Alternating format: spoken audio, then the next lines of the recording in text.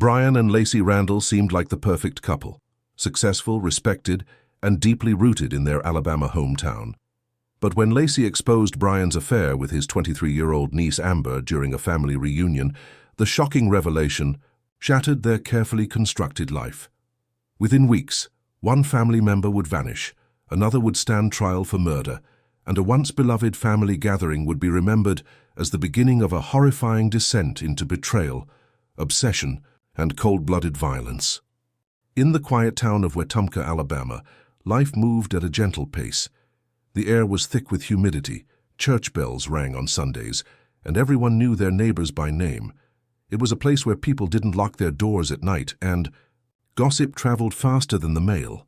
In the heart of this southern town lived the Randle family, Brian, Lacey, and their 2 children. On the surface, they were the kind of family others envied. Brian, a tall, broad-shouldered man with a deep voice and a firm handshake, ran a successful construction business. Lacey, soft-spoken and poised, managed the home with grace, volunteering at school events and baking pies for every holiday. The Randle family had built their life on tradition, and nothing showcased that better than their annual summer reunion.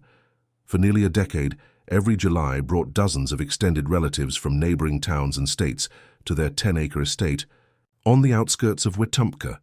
The event had become legendary in the family, a weekend of food, laughter, bonfires, and bonding.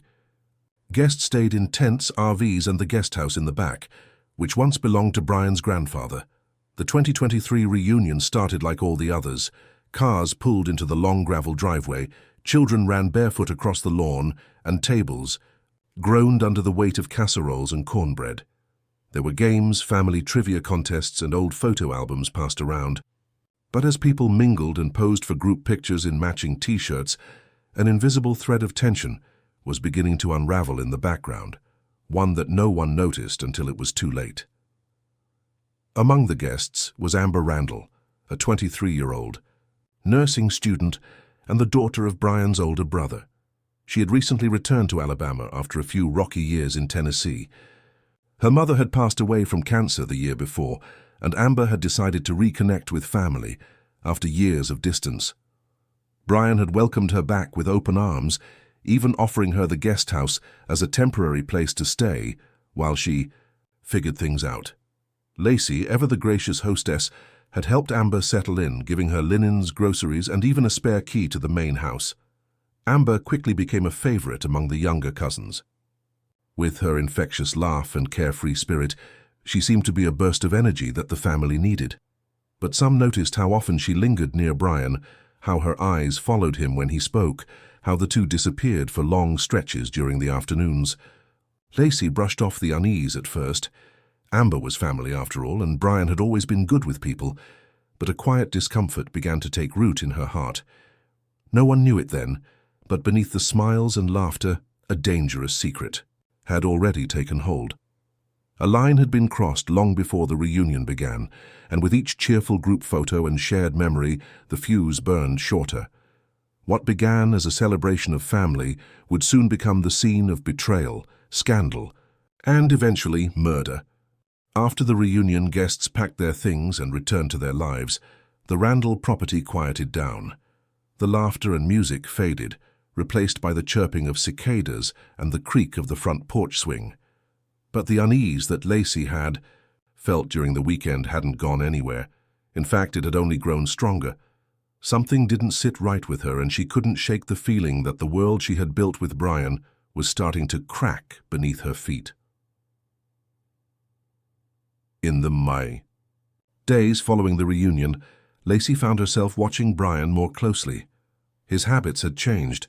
He was more withdrawn, checking his phone constantly, disappearing into the backyard for long phone calls that he always ended abruptly when she appeared. He became short with her, brushing off questions with vague answers. He said he was just tired from the reunion, that work had piled up. But Lacey had heard those excuses before, years ago, when she suspected he was seeing someone else. Back then, she had no proof. Now she needed more than suspicion. One afternoon, Brian left in a rush, claiming he needed to pick up supplies for a last-minute job.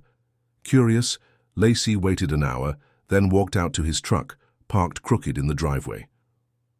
The driver's door was unlocked. As she slid into the seat, her eyes scanned the interior. A fast food receipt sat crumpled in the cup holder, but it was what she saw next that made her heart race. An earring, small and gold, lodged between the seat and the center console. It wasn't hers. She picked it up, studied it. It was the kind of cheap, trendy jewelry younger girls wore. A faint trace of perfume clung to the fabric of the passenger seat, and suddenly a sick feeling turned her stomach. She tried to reason, with herself. Maybe Amber had ridden in the truck. Maybe she dropped the earring by accident. But the moment she thought it, she knew how hollow it sounded. She could remember how Amber had looked at Brian that weekend, laughing too loudly at his jokes, leaning in when he spoke. She had chalked it up to admiration, to Amber seeking a father figure. Now, she wasn't so sure. That night, when Brian fell asleep, Lacey took his phone from the nightstand and stepped into the hallway. It was locked. She tried his birthday, nothing. Then she tried Amber's June 12th. The screen unlocked. Her hands trembled as she scrolled. What she found shattered her carefully constructed world. Texts, hundreds of them. Late-night exchanges, filled with innuendo, private jokes and plans to meet. Photos, some explicit, some of Amber in a motel mirror, others of handwritten notes on lined paper. And receipts, hotel stays, gift purchases, even a dinner for two at a restaurant Brian had told Lacey he hated. The shock left her breathless. She sat on the hallway floor, unable to move, the glow of the phone screen painting her face. Her husband was having an affair, not just any affair, but with his own niece. The betrayal cut deeper than anything she had imagined. As the house slept, Lacey sat in the dark, realizing that her life, her marriage, and her family were far more broken than anyone could see. The final night of the reunion had arrived, and the Randle property buzzed with energy. Long picnic tables lined the backyard, covered with dishes of baked beans, coleslaw, ribs, and peach cobbler.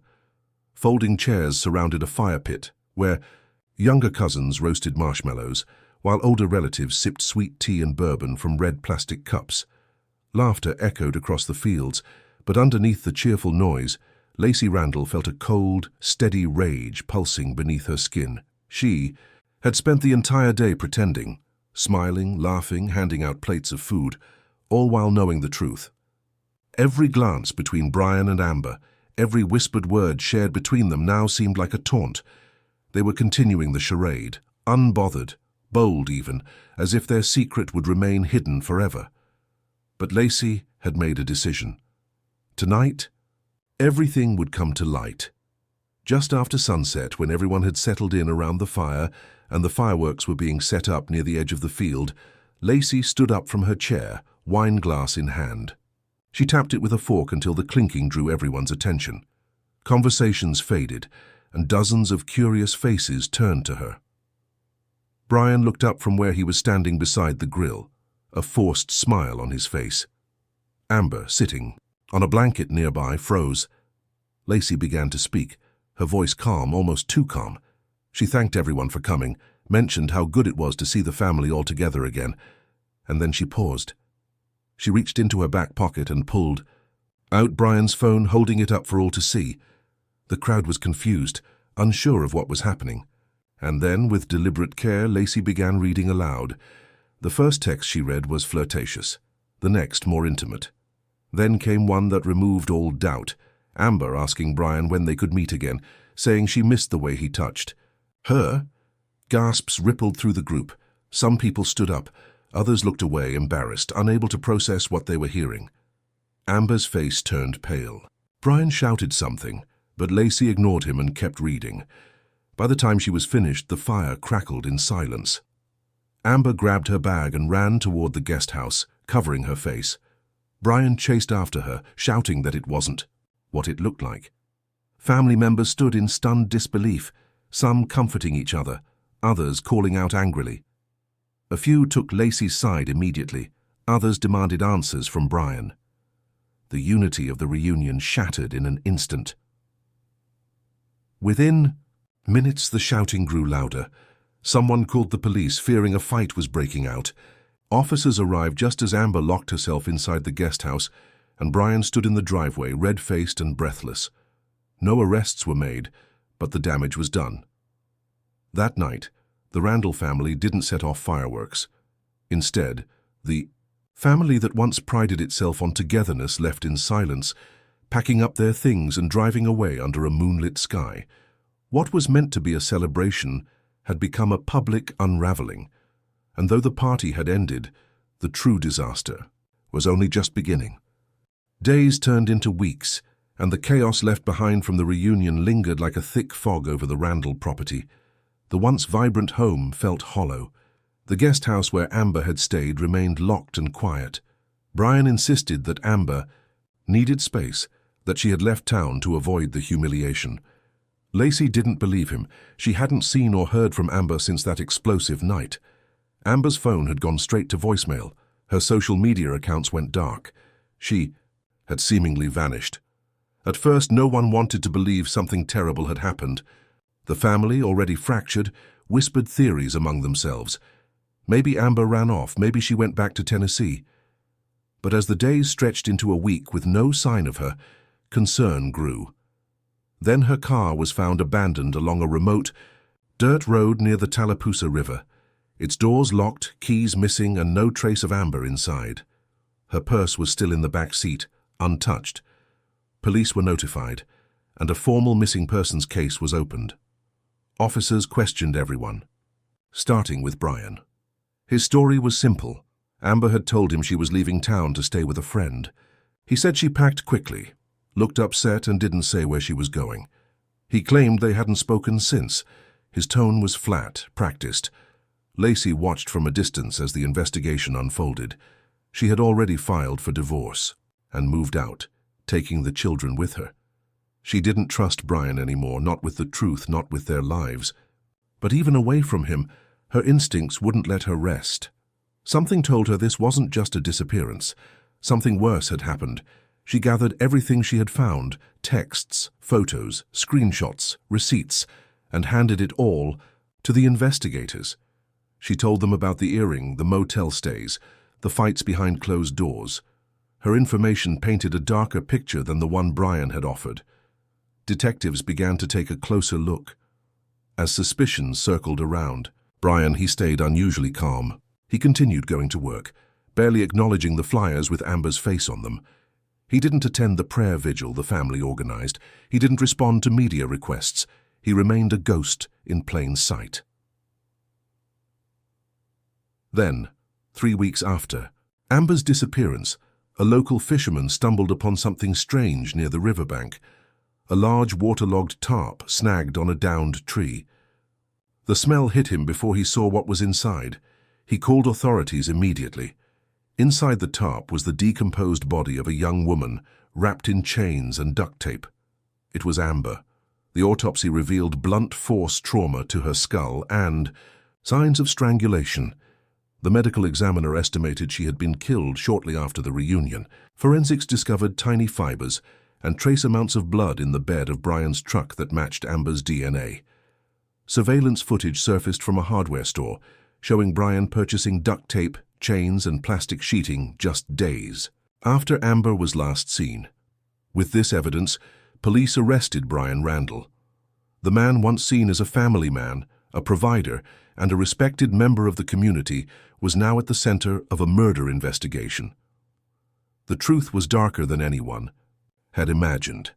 The affair hadn't just shattered a family, it had cost a young woman her life. The trial of Brian Randle became the most talked-about event in Wetumpka's history.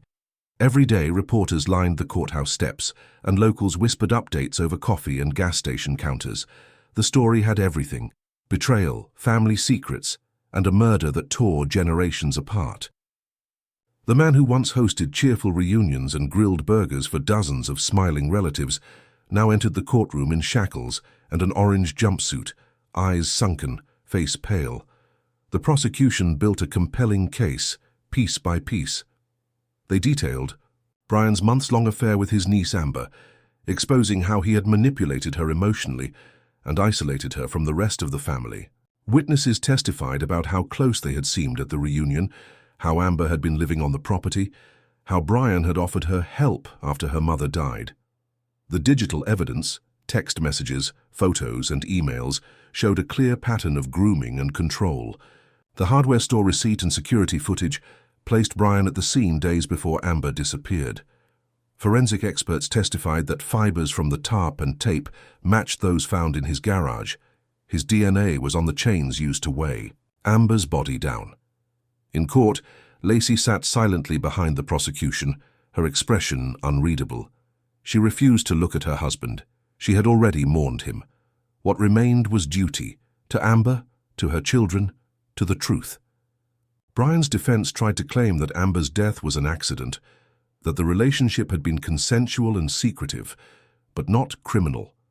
They suggested that Amber had threatened to go public, and in a moment of panic, Brian had reacted violently and tried to cover it up. But the jury didn't see panic, they saw planning. They saw a man trying to erase a mistake before it destroyed him. After 3 weeks of testimony, the jury deliberated for just under 6 hours. When they returned, the courtroom held its breath. Brian Randle was found guilty of first-degree murder, abuse of a corpse, and obstruction of justice. The judge sentenced him to life in prison without the possibility of parole. There was no outburst, no dramatic moment, just a quiet acceptance from a man who had lost everything. In the months following the trial, the Randle family struggled to move forward. Lacey sold the house and relocated to Montgomery with her children, trying to give them a fresh start, far from the shadows of what had happened. The guest house was torn down, the land overgrown with weeds. Family reunions ceased altogether. No one had the heart to celebrate anymore. Amber's memory lived on through a scholarship fund started by her cousin, a way to honor her lost potential and give other young women a chance to build the life Amber never got to finish. Wetumpka slowly returned to normal, but the silence surrounding the Randle estate remained. It stood as a grim reminder that sometimes the most horrifying crimes don't come from strangers in the dark, but from those closest to us, hiding in plain sight behind a smile.